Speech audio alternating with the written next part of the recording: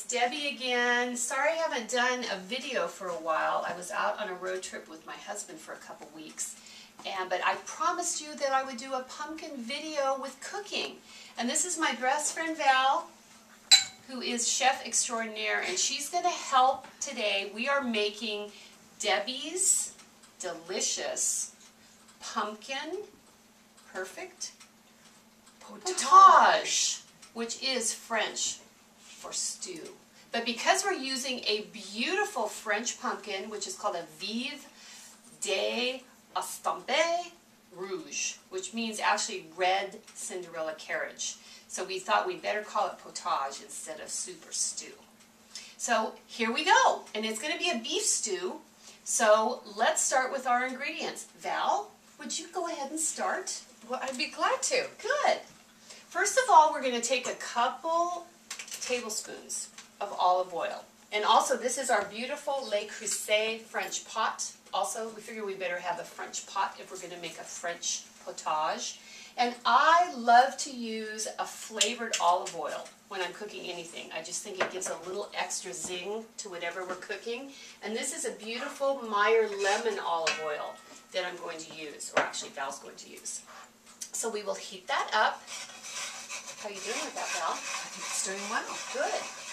Then we're going to add, listen, does it need to heat up a little bit, or do you think it's okay?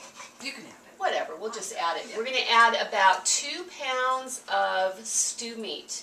Now, another one I've made, I've actually added a little bit of pork to it, but this is all beef.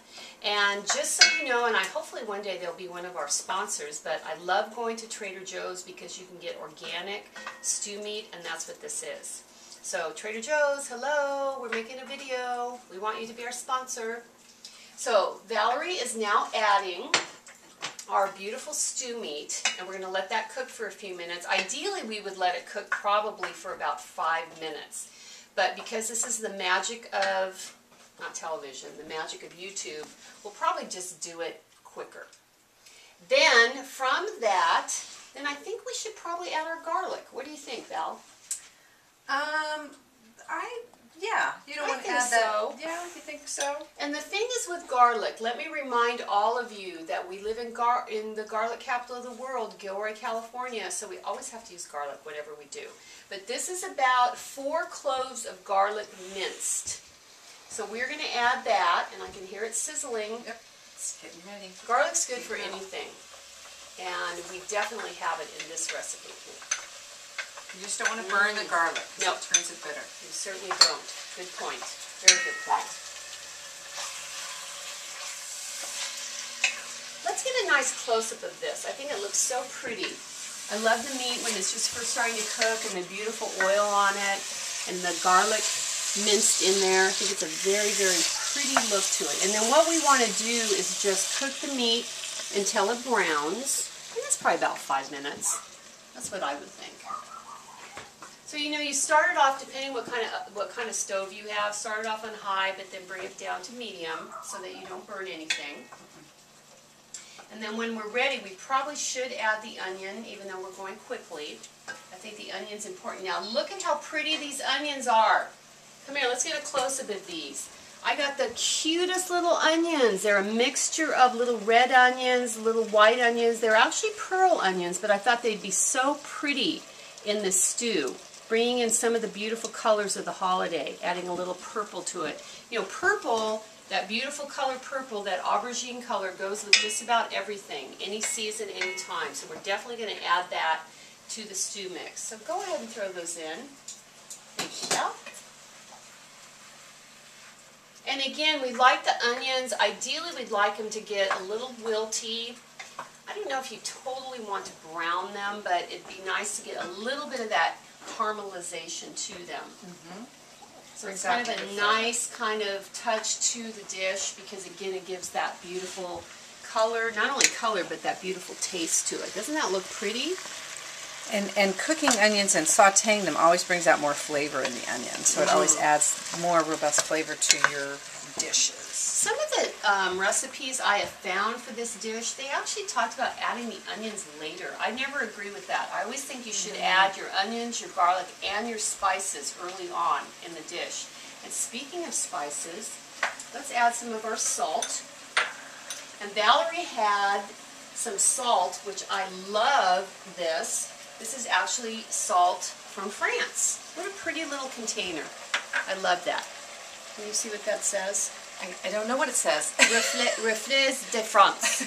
All I care is it's French salt. And it's from France. And it's from France. So it's that's really what from we're France. using. Like personally purchased and brought to. Very important. I like it very much. So we're going to add salt.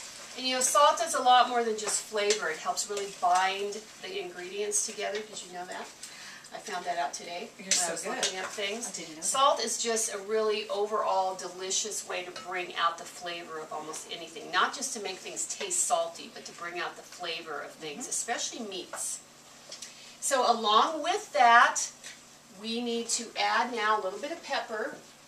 Is this your pepper? Or this? No, that's our pepper. And I just do this to taste. My goodness. You know, they always say, oh, add a half a teaspoon. I don't really care. I just put as much as I think. And then after the fact, I will taste it to see if we need a little bit more. Then the real secret ingredient to all of this is our sage.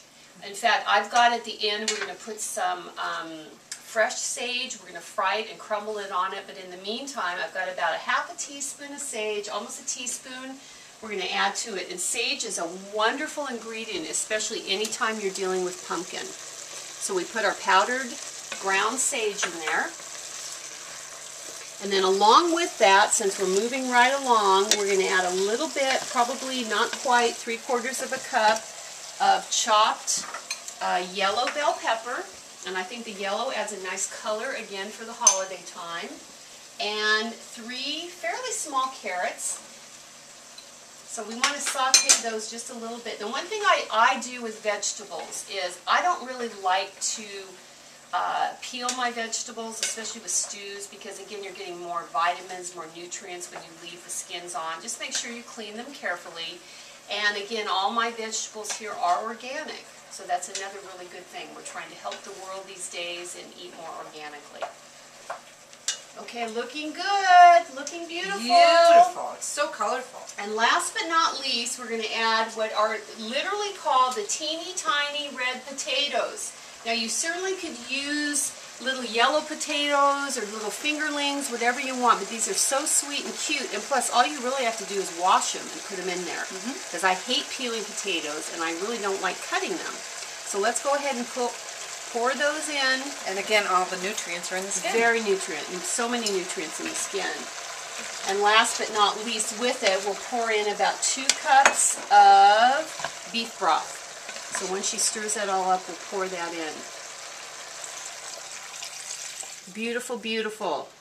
Then what we will do is bring this to a boil, and then we will cover it, simmer it for about an hour, and then on our next video, I'll show you how to put it into the beautiful pumpkin and bake it. And then our third video that we'll do is going to show you how to serve it and how delicious it is and how to do a beautiful presentation with it.